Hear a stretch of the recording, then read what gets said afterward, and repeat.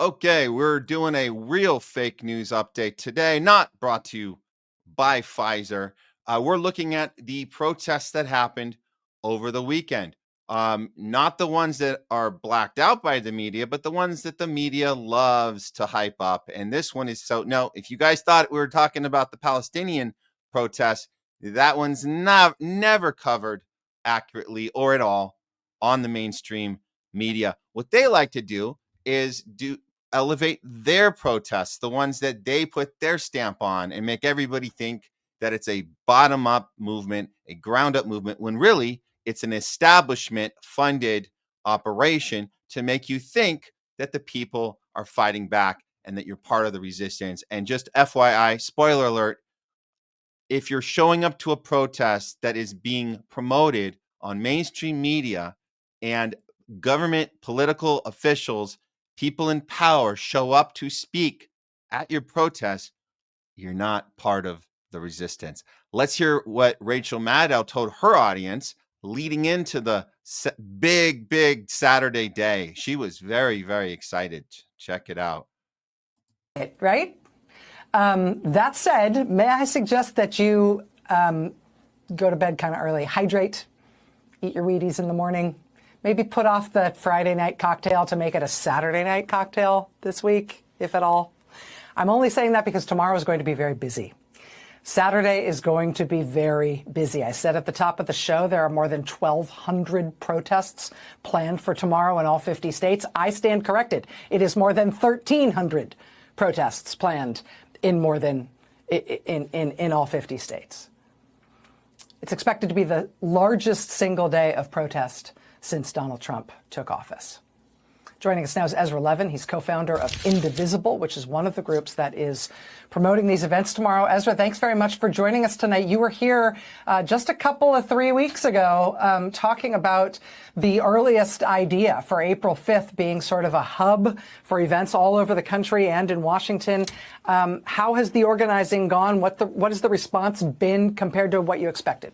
Okay, so just before this guy talks, this is Ezra. What's his last name? Oh, he runs this group, Indivisible, and this is not an organizing activist group. This is a funding group. This is a NGO funded group that will pay protesters. And I'm telling you guys, we've looked into it. This is why he gets to be on Rachel Maddow to talk about this and pretend it is a bottom-up movement, which it's not. So this is how you get every city involved. This is how you get, as she's, 300 of these popping up everywhere, or however many they're claiming there were. And this is how you do it. You fund it from the top down. So let's hear what he has to say a little bit here. Gosh, Rachel, it's been incredible. Can I just say it has been incredible. We knew when we announced 3 weeks ago on the show that this was going to be the week where we saw an election in Wisconsin. We were cautiously optimistic about that election in Wisconsin for the Supreme Court. We didn't know we were going to kick Elon Musk's butt all across the state, but we were cautiously optimistic. We also didn't know that Cory Booker was going to give this incredible speech, inspiring all of us and telling us that he was taking a stand in response to pushes from his own constituents. And we also didn't know that Donald Trump was going to launch a global attack on the economies of not our economy, but the global economy. This confluence of events, this I think he forgot one. He forgot the part about Trump bombing the crap out of the Middle East, out of Yemen, breaking the ceasefire in Gaza, murdering journalists, children, murdering Americans. Americans have died. We're going to get to that later in the show. But I'm sure he just accidentally forgot that part, because I would think that would be part of the protest, right? We're trying to list all the things wrong with Trump.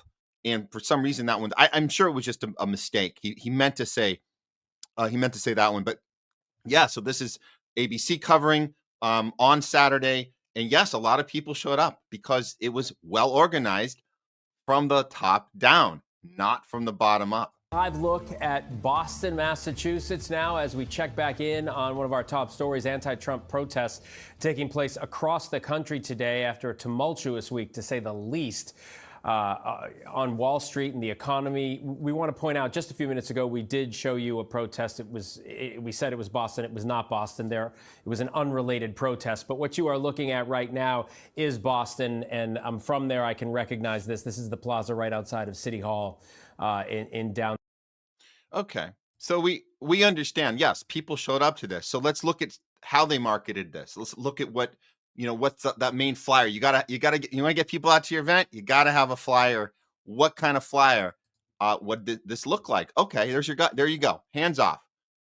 Pretty clear on the right there. It says we must stop Trump and Musk's illegal billionaire power grab.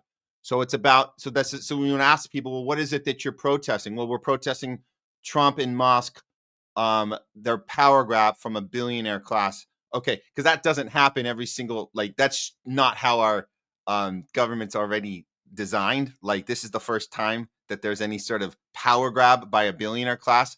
Apparently it's the first time. We haven't seen this ever happen before. But okay, let's look at the things particularly that they want to say hands off to. Medicaid, Medicare, Social Security. Now, you guys know, you've been paying attention. These are things that both Democrats and Republicans for years have been threatening, including Joe Biden, threatening to take away from the people. So these are good things to say hands off to, but just realize and understand this is not exclusive to Trump and Elon. This is something that every establishment,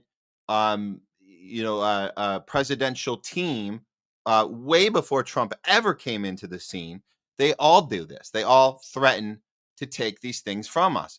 Jobs are always on the line. Our income, our wallets are always on the line. Always. These are things we've always fought for. This isn't exclusive and unique to Trump. So let's look at some of these. Okay, our bodies. Oh, that's an interesting one.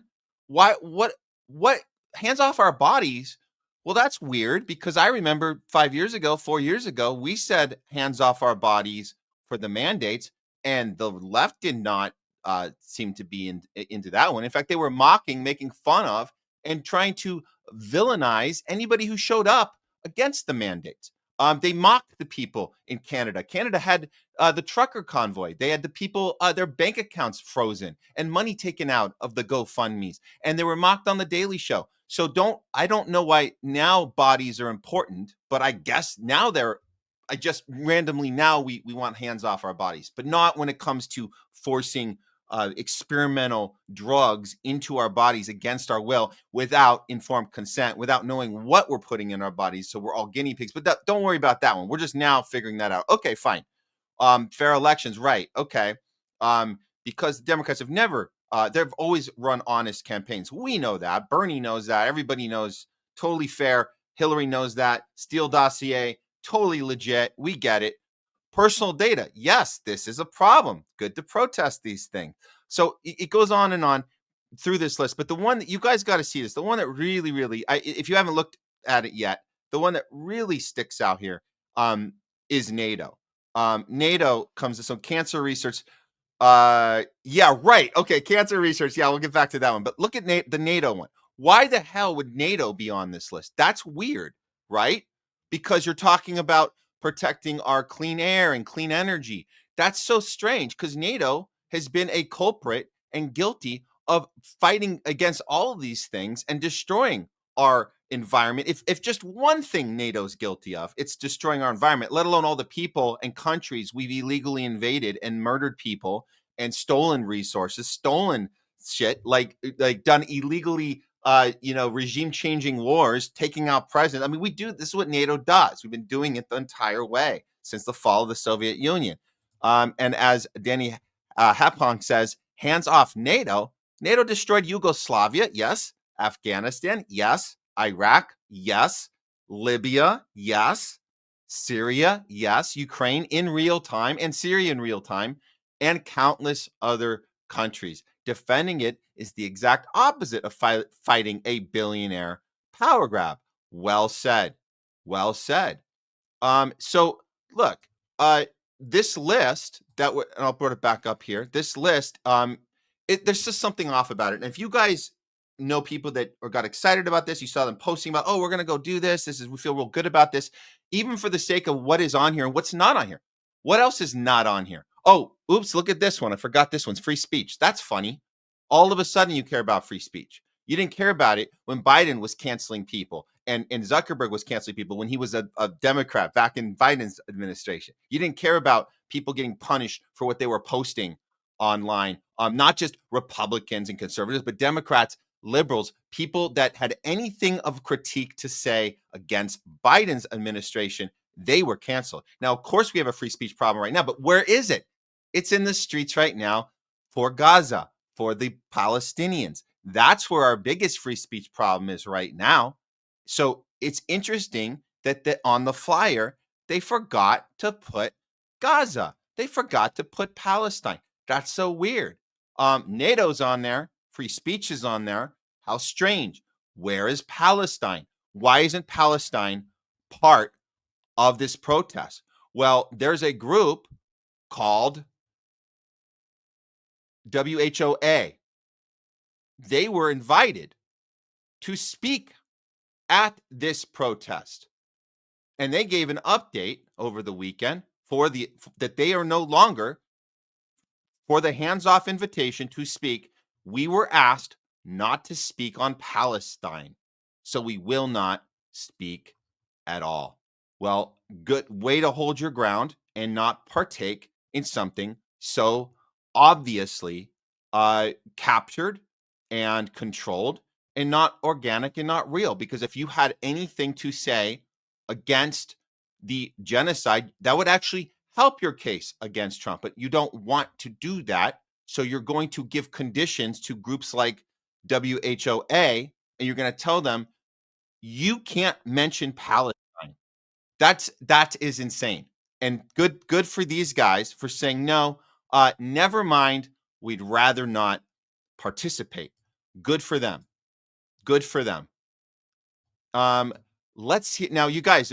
Look, we could say, oh yeah, people got paid to show up. They tried that garbage. A lot of the Zionists tried that garbage against us with the Palestinian protests. Again, Palestinian protesting is bottom up. You don't have the coverage from Rachel Maddow. You don't have people showing up to your protests like, I don't know, Nancy Pelosi.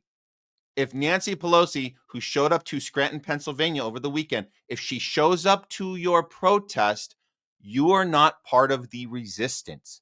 I want to be absolutely clear. If Nancy Pelosi shows up to your protest, you are not part of the resistance. Okay? So when we talk about this top-down organizing, like that indivisible guy that went on Rachel Maddow I showed you guys earlier. If you're talking about this, there's going to be a budget, not the stuff they were accusing us of. They were just throwing out accusations. George Soros is funding the Palestinian. No, they were not. That's a bottom-up movement. Palestinian protesting is bottom up. The signs that we put out, they don't cover this stuff. They don't pay for it. We have to make our own signs at home. There is no George Soros fund, as Trump alluded to one time. Oh, George Soros must be paying for all. No, that's not how it works. So the mainstream will elevate a protest like this, and they will black out protests like ours. And then you get signs like this at this fake protest, and they fully believe what's on their sign. This is ironic times like 100. If Kamala was president, we would all be at brunch, because that is true. They would actually be at brunch. And that's the only difference between a Kamala presidency and a Trump presidency, is Kamala and Trump doing the exact same policy, but Kamala would do it under wraps, and nobody would be in the street for anything. They'd all be at brunch. Meanwhile, the children in Gaza would still be getting their limbs blown off. But these people wouldn't care because they'd be all at brunch. So that's a very accurate take. So thank you for that, captured lefty. I don't want to call you lefty. Captured lib, shit lib. Sorry, you're captured. Sorry you think you're doing something noble and important, and you're part of the resistance. Again, you're not part of the resistance if Nancy Pelosi shows up to your protest. It's not a resistance. See that one more time? Here she is. If you see her at your next protest, get back in your car and drive home. You ain't part of the resistance. Okay, that is Real Fake News Update, not brought to you by Pfizer.